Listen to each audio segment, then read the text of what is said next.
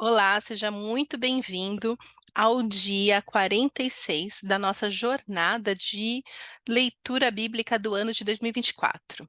A nossa jornada mostra-nos o Pai. E para hoje, a nossa reflexão está em Levítico, capítulo 13.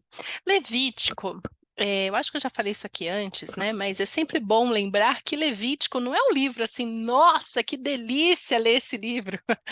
Só com o tempo mesmo que você começa a ter mais discernimento no Senhor, você começa a amar Levítico. A primeira vez que eu li, eu fiquei, meu Deus, como que isso está escrito aqui? O que está acontecendo? E assim foi. E hoje em dia, Levítico, assim como todo o Pentateuco, né, os 5 primeiros livros da Bíblia, é o quê? Os meus livros prediletos. Então, hoje, no capítulo 13, dos versos 9 a 17, nós lemos. Quando alguém apresentar sinal de lepra, será levado ao sacerdote. Este o examinará e se houver inchaço branco na pele, o qual tenha tornado branco o pelo, e se houver carne viva no inchaço, é lepra crônica na pele, e o sacerdote o declarará impuro, não o porá em isolamento, porquanto já está impuro. Se a doença se alastrar e cobrir toda a pele da pessoa infectada, da cabeça aos pés, até onde é possível, ao sacerdote verificar, este a examinará e se observar que a lepra cobriu todo o corpo, ele a declarará pura. Visto que tudo tenha ficado branco, ela está pura. Quando nela aparecer carne viva, ficará impura. Quando o sacerdote vir a carne viva, ele a declarará impura. A carne viva é impura, trata-se de lepra. Se a carne viva retroceder e a pele se tornar branca, a pessoa voltará ao sacerdote. Este a examinará e, se a parte afetada tiver se tornado branca, o sacerdote declarará pura a pessoa infectada, a qual então estará pura. Que confusão, né? Puro, impuro, não sei o que e tal.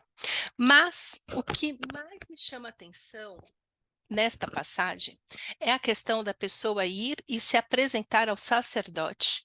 E o sacerdote deveria verificar e, como nós acabamos de ver, de uma maneira minuciosa.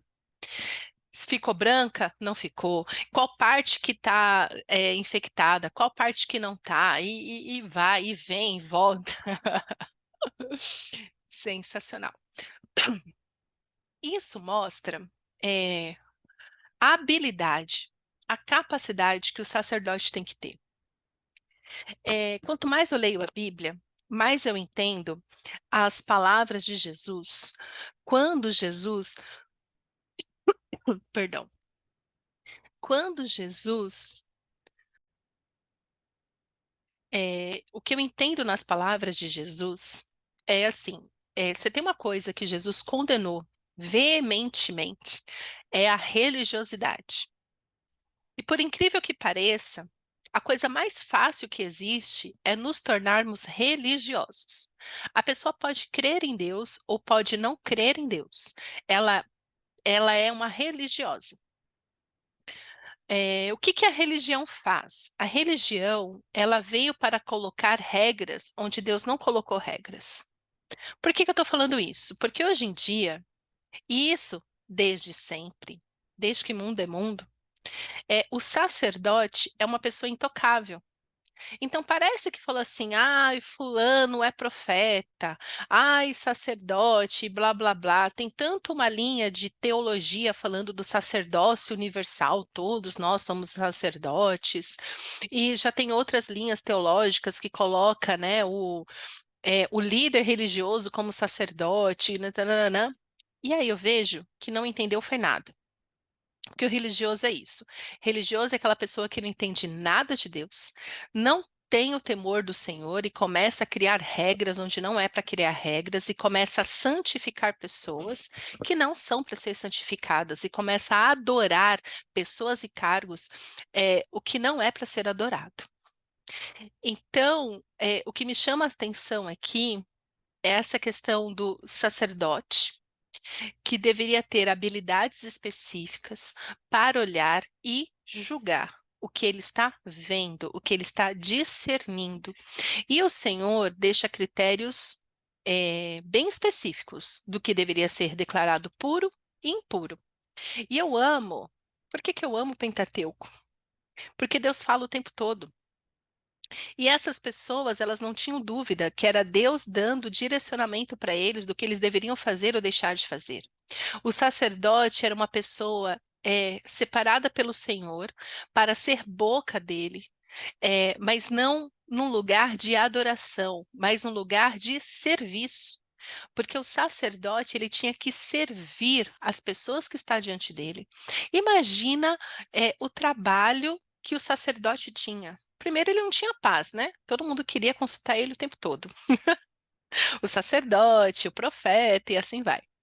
É, e o Senhor, por isso que Jesus, quando ele lava os pés, né, em João, na Santa Ceia, a última ceia, né, que Jesus celebra ali antes dele ser crucificado, que ele lava os pés dos discípulos, ele fala que o nosso trabalho é servir.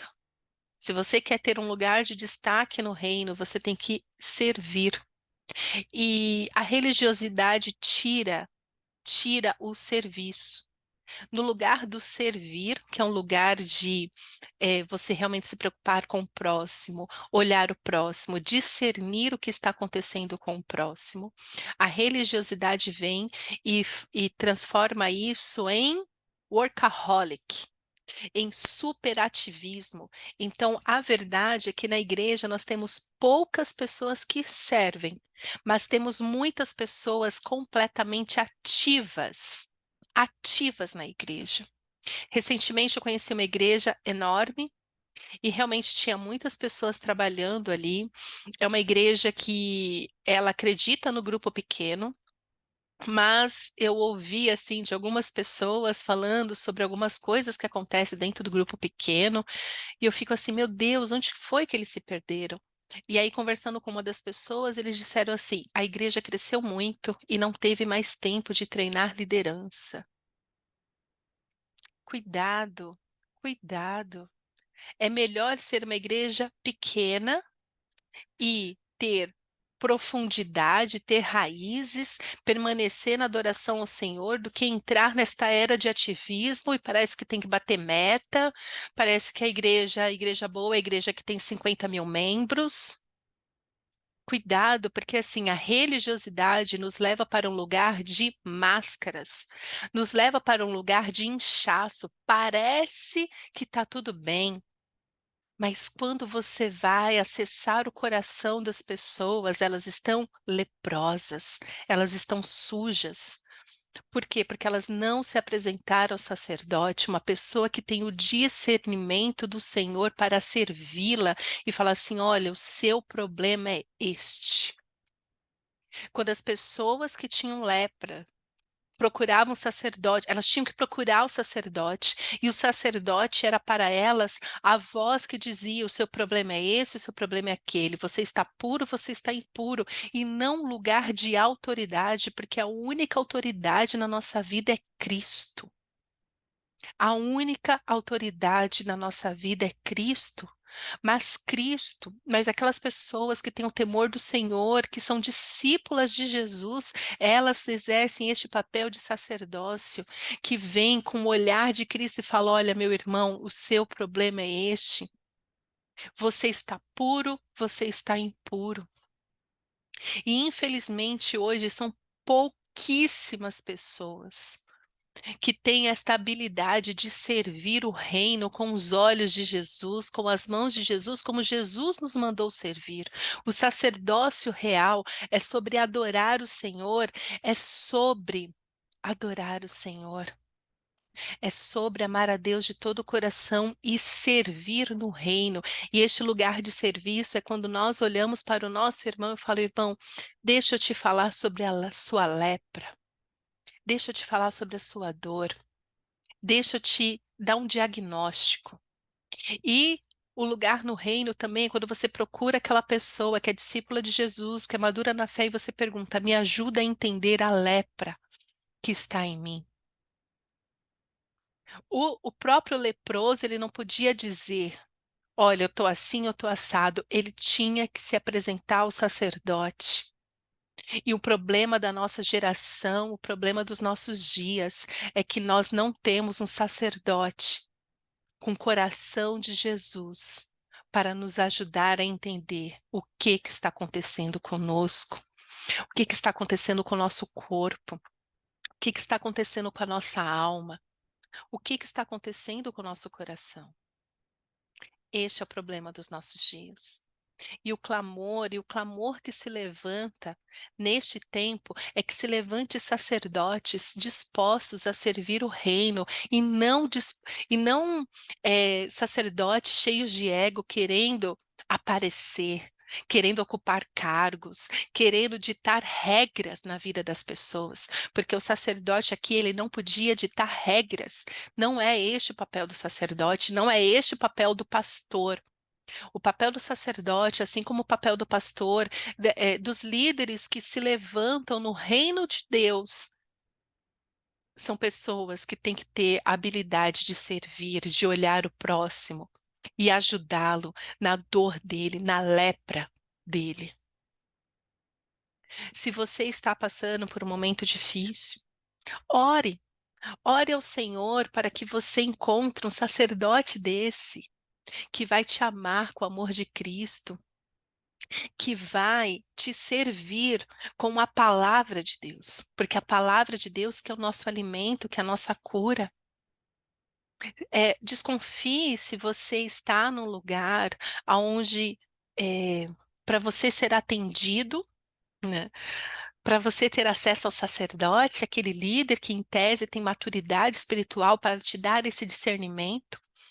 Se você não consegue orar com ele, se é uma pessoa inacessível, se é uma pessoa que não vai te dar atenção, se é uma pessoa que não vai ouvir o seu coração, se é uma pessoa que já chega com você, para você com diagnóstico, se é uma pessoa que já chega para você te condenando, te colocando para baixo, não, não é isso. O sacerdote, veja, quando alguém vá até o sacerdote, este o examinará. Examinar implica conversar, implica tocar, implica olhar de perto. Ninguém faz um exame à distância. Por causa da pandemia, muitos médicos começaram a atender online. Mas quem que pode atender online? Você não vai no dentista online.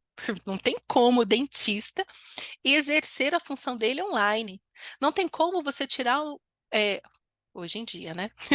Uma radiografia online. Não tem como você ser examinado online, porque por melhor que seja a câmera, não dá. Aí você vai falar, ai, mas é inteligência artificial, sei lá das quantas. Não. Para você ser examinado, o sacerdote tem que chegar perto, ele tem que te tocar, ele tem que te olhar, ele tem que conversar com você, ele tem que discernir enquanto ele te examina. Este é a diferença. É assim que você consegue identificar se você está diante de uma pessoa que ama o Senhor ou se você está diante de uma pessoa cheia de ego que só quer ocupar um cargo, só quer status, vive de aparência. Existem muitas, muitas pessoas emocionalmente doentes dentro da igreja, espiritualmente abatidas dentro da igreja porque não se encontra mais sacerdotes que a examine e as ajude a ser curadas da lepra, a entender que tipo de lepra elas carregam, a entender como resolver as suas demandas, porque não existem mais sacerdotes dispostos a examiná-las. Por isso, hoje eu quero te convidar a primeiro buscar o Senhor de todo o seu coração, ser examinado primeiro pelo Espírito Santo. E ore, ore, fala, Senhor, coloca uma pessoa diante de mim, uma pessoa do seu coração, para me ajudar a ter discernimento nisso. A primeira pessoa que pode te examinar, te dar um diagnóstico, cuidar de você é Jesus. É por isso que Davi fala, sonda, Senhor, o meu coração. sonda meus pensamentos, vê se há em mim algum caminho mau, vê se há em mim alguma doença, vê se eu, por onde eu estou andando, que eu estou caindo tanto, quais são as pedras de tropeço que estão no meu caminho. O primeiro lugar onde você tem que buscar um diagnóstico é no seu momento a sós com o Senhor. É neste lugar de devocional, é neste lugar de quebrantamento, de buscar o Senhor. E eu te falo, o Senhor, ele manda o diagnóstico. Eu, Fátima, particularmente, já passei por momentos assim extraordinários com o Senhor. No meu, no meu caso, foi realmente um problema físico. Organicamente, eu estava assim, toda atrapalhada. Eu assim, Senhor, eu não estou entendendo. Por que que eu estou sentindo isso? Por que eu estou passando por isso, Senhor? Me manda uma luz. E eu comecei a orar, comecei a buscar e falei: Não, Senhor, eu sou tua filha, eu preciso que o Senhor me dê uma resposta, eu preciso entender o que está acontecendo comigo. E eu orei, eu busquei o Senhor, e dali alguns dias, né, depois de um tempinho que eu estava orando, passou uma semana ou duas, não vou lembrar exatamente, mas se passaram alguns dias, e conversando com uma pessoa aleatoriamente, ela começou a me contar. E conforme ela me contava da dor dela, eu me identificava e pensava, nossa, eu passei. Ela me contou que ela já tinha sido curada daquilo. Ela me contou o que ela sentia. E conforme ela me contou como ela se sentia, eu identifiquei que era exatamente o que eu estava sentindo. E ali eu entendi que o Senhor promoveu aquela conversa para que eu entendesse o que estava passando comigo. E ali o meu problema foi solucionado. Mas foi uma pessoa com quem eu conversei, que me deu esse discernimento, e ali o Senhor me mandou a resposta que eu estava buscando em oração. Então não despreze o poder da oração. O Senhor, ele se move, ele se revela a nós através da oração. Que o Senhor, nesse tempo, coloque sacerdote diante de você. Se você está passando por depressão, procure um sacerdote segundo o coração de Deus, para que ele possa conversar com você e te dar discernimento do que você está sentindo. Se você tem problemas com ansiedade, né? Eu ouço muito isso. Ai, eu sou muito ansiosa. Ai, eu tô. É uma ansiedade, crise de ansiedade. Busque o Senhor, busque um sacerdote que vai te ajudar a entender o motivo de tanta ansiedade. Mas entre uma coisa e outra, sempre se alimente da palavra de Deus, porque a palavra de Deus é alimento, é vida, é espírito, é real, é para os dias de hoje. As palavras de Jesus são para os dias de hoje. Quando Jesus fala: Vinde a mim, você que está cansado e sobrecarregado, e eu lhe darei descanso. Se você não tem encontrado um sacerdote pessoalmente, na sua comunidade, na sua família, por onde quer que você esteja, saiba que o sumo sacerdote, Jesus, ele está a uma oração de distância para pegar na sua mão, para te ajudar, para caminhar com você. O sumo sacerdote, Jesus Cristo, é o primeiro sacerdote que nós devemos buscar em todo o tempo para entender o que estamos sofrendo e como podemos ser curados disso. E Jesus, que é o sumo sacerdote, se você buscá-lo de todo o coração, ele pode sim te apresentar os sacerdotes, discípulos dele, que vai caminhar com você, que vai andar com você e vai te levar a um lugar onde você será completamente curado. Amém? Amém. Pai, agradecemos a tua palavra. Hoje queremos, Senhor, te pedir, nos abençoa, Senhor. Coloca nos nossos caminhos um sacerdote que seja realmente discípulo de Jesus. Ó Senhor, santifica o teu nome na nossa igreja, na igreja a qual frequentamos. Derruba, Senhor, os altares idólatras. Derruba, Senhor, essas pessoas que têm ocupado cargos religiosos buscando poder e fama. Derruba, Senhor, de uma vez por todas. E coloca, Senhor, levanta líderes dentro da igreja, segundo o teu coração, sacerdotes que vão realmente examinar aquelas pessoas que estão passando por tribulação e precisam de uma palavra do Senhor para ter clareza. Ó Pai, essa pessoa que me ouve agora, que ela possa ter um encontro pessoal com o sumo sacerdote Jesus e que este encontro a leve a ser completamente curada. Para a honra e glória do teu nome, que eu oro, no nome santo de Jesus. Amém, amém e amém.